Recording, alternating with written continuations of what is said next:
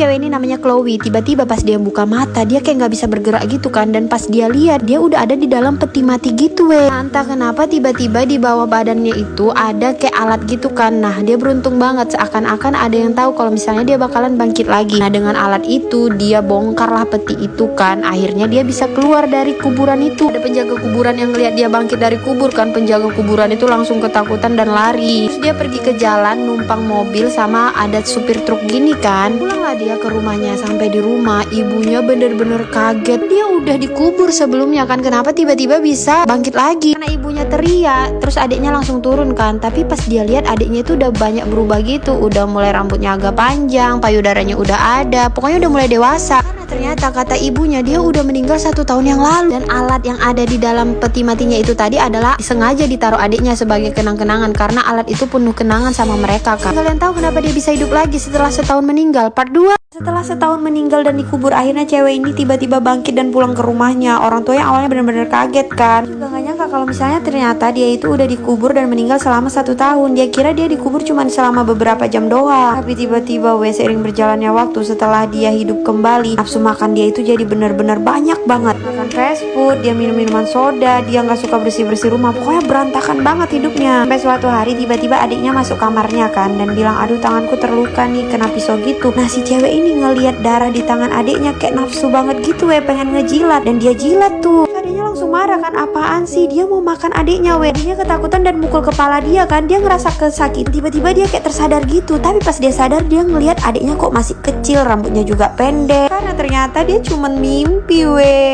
Jadi sebelum tidur dia tuh nonton film-film zombie gitu kan. Dan akhirnya dia ketiduran, terus kebawa ke dalam mimpinya. Jadi dia gak meninggal sama sekali dia cuman mimpi.